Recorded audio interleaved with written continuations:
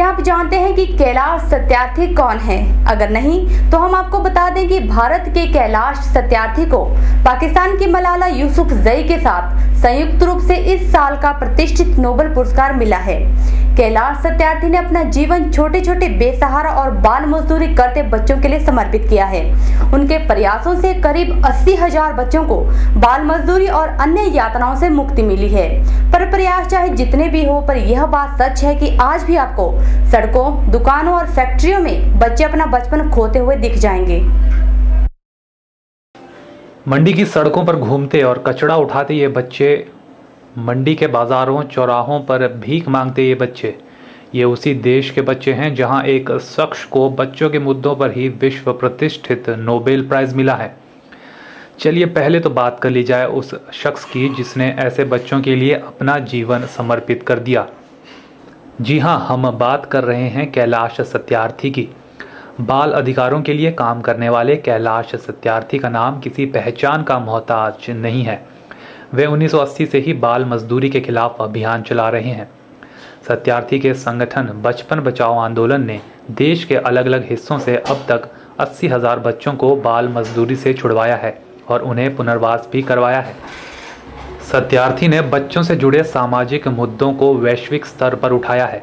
वे global march against child labour नाम की संस्था से भी जुड़े हैं। सत्यार्थी ने international centre on child labour and education के लिए भी काम किया है। सत्यार्थी ने बाल मजदूरी को मानवाधिकार के साथ साथ बच्चों के कल्याण के तौर पर उठाया। उनका तर्क था कि गरीबी, बेरोजगारी, अशिक्षा, जनसंख्या वृद्धि और दूसरे सामाजिक मुद्दों के बारे में समाज को पता होना चाहिए और उससे निजात दिलाने के लिए कार्य करने चाहिए। बाल मजदूरी से छुड़ाए गए अनेक बच्चों का पालन पोषण भी वे करते हैं। बहरहाल अब वापस लौटते हैं हमारे आज के मुद्दे पर और बात करते हैं मंडी की सड़कों पर घूम रहे इन बच्चों की। लोग भी इन बच्चों की हालत पर तरस खाते हैं, पर क्या करें, वे भी ज़्यादा कुछ नहीं कर पाते क्योंकि सभी व्यस्त हैं अपने अपने कामों में। बहरहाल हमें कुछ लोग ज़रूर मिले जो इन बच्चों के लिए चिंतित ज़रूर नज़र आए। लोगों का कहना है कि सरकार और एनजीओज़ को मिलकर भारत को बाल मजदूरी और बाल उत्पीड़न के खिलाफ एक व्यापक मुहिम चलानी चाहिए। जो छोटे छोटे बच्चे हैं इसको बाल सुधार गृह में, बाल सुधार केंद्र के द्वारा उनकी शिक्षा का जो व्यवस्था है वो करना चाहिए सरकार को भी। और जिसके बच्चे इस प्रकार से लावारिस छोटे छोटे काम को कर रहे हैं उनको भी इस पर चिंता करनी चाहिए कि बच्चा शिक्षित हो और शिक्षित होकर के समाज के लायक बने, समाज में बोलने के लायक बने, समाज के काम के लायक बने और इस देश के लिए कुछ कर सके। लेकिन आज जो देखने को मिल रहा है कि छोटे छोटे बच्चे कहीं दुकानों पे काम कर रहे हैं, कहीं सड़कों पे काम कर रहे हैं और इस पर सरकार को ध्यान देना चाहिए।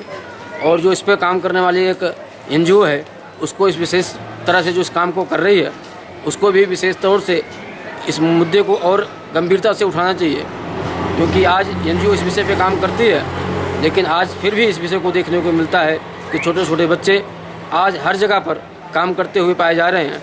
और उस पर समाज भी इसको जागरूक होना चाहिए कि छोटे छोटे बच्चों से काम ना करा करके उनको शिक्षा की तरफ प्रेरणा देनी चाहिए और शिक्षा के केंद्रों में भेजना चाहिए। जैसे कोई बच्चा भीख मांगता है तो मैं समझता हूँ कि उसको भीख के बजाय जो उसके लिए जो ज़रूरतमंद चीज़ है, जिसकी ज़रूरत उसको है, उसके लिए उसको उपलब्ध कराएं। अगर कोई भीख बच्चा मांगता है तो देने वाला, मैं सोचता हूँ कि देने वाला उसको उस तरीके से गाइड करे ताकि वो जो है बच्चे की सुविधा बन पाए। तो लोग भी सरकार और एनजीओज़ का हवाला देकर इस समस्या के समाधान के लिए सिर्फ सरकार के सहारे की उम्मीद लगाए बैठे हैं। बात कुछ हद तक सही भी है क्योंकि ज़्यादा काम तो सरकार को ही करना है, लेकिन आम जनमानस को भी ऐसे बच्चों के प्रति अपने रुख को बदलने की ज़रूरत है।